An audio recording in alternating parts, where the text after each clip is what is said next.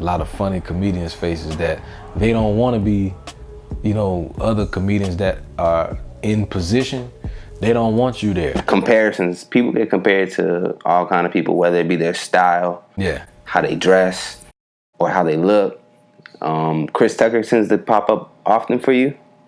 Bernie Mac a lot. Bernie Mac. Yeah, I'll be honest with you, I get compared to a lot of people. I get Bernie Mac. It don't even be comedians. I get Devin the Dude. You know what I'm saying? Okay. I get I done get Andre 3000 a couple times. Eddie Griffin, Chris Tucker. You know, some people see like, man, you look like a little Robin Harris. You know what I mean? Just anybody with big eyes, pretty much. How have you you use that feature of yourself to your comedy? With you being a branding person, so do you see it as a strength or does it take away? No, because I see it as a strength because nobody's ever compared me to anybody who was broke. so I'm like, okay, yeah, I'll be whatever the big-eyed rich person is. That's how I'll be. Let's do that.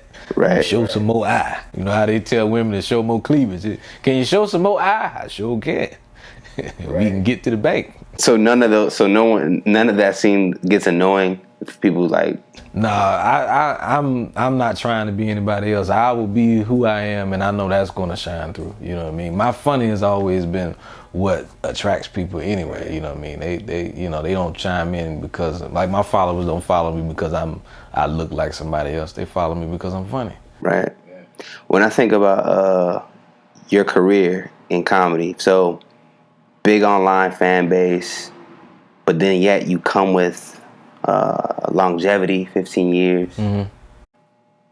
But I also see you do your shows, right? But I haven't seen Shuler match up or on the same bill as guys that he should be on. Is there any reason for that?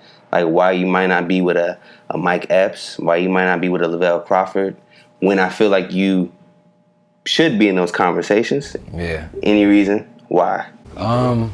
Just time, man. You know what I mean? God's time. I don't rush God. I've learned that. You know what I mean? It ain't about what I want. I mean, and I'm so much so that I just sit back and just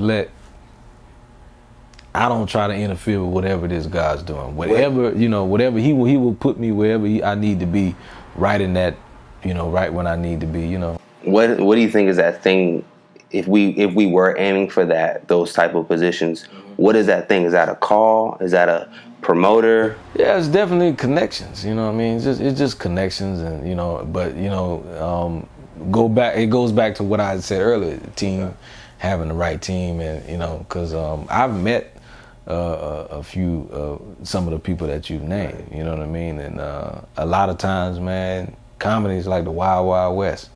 You know, I know one of the biggest things that a lot of funny people face, a lot of funny comedians face, is that they don't want to be, you know, other comedians that are in position. They don't want you there because they're like, man, this guy's funny. I don't want people who are funny on my show. I don't want anybody who's gonna make me work. I want somebody who's kind of funny. That's why you'll see sometimes certain people may get opportunities, and you'll be sitting looking like, well, that guy, he's all right. I wonder why this one didn't. You know what I'm saying? You'll see that because you have guys that are in position, and they have a certain pull of power, and what it is like, sometimes the worst thing that can happen to somebody who's funny is that you get on a show with somebody who could change your career or could possibly help you. You know, you get on the show and they say, oh, well, you're doing 20 minutes or 10 minutes or whatever the case may be, and let's say you got three shows lined up. You kill on the first show, and you did 20 minutes. Your 20 minutes was hot, and as a young up and coming comedian, you can look like, I really want to do good because I want them to see that I'm good. I want them to see that I'm funny, and try to, you know, maybe an opportunity will come from that. And the person that's in position is sitting in the green room like, oh yeah, ain't no way in the hell. Next show, they get 10 minutes. Wow, has that happened to you?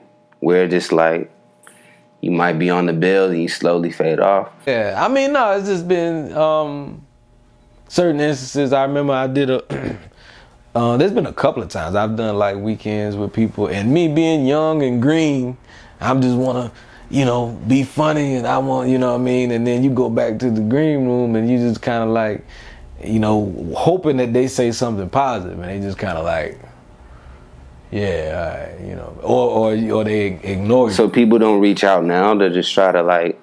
Well, see, it's kind of like what the tables are turning. Now they reach out because it's like, hey, you can help me. And it's like, well, you know, I'm busy doing what you didn't do.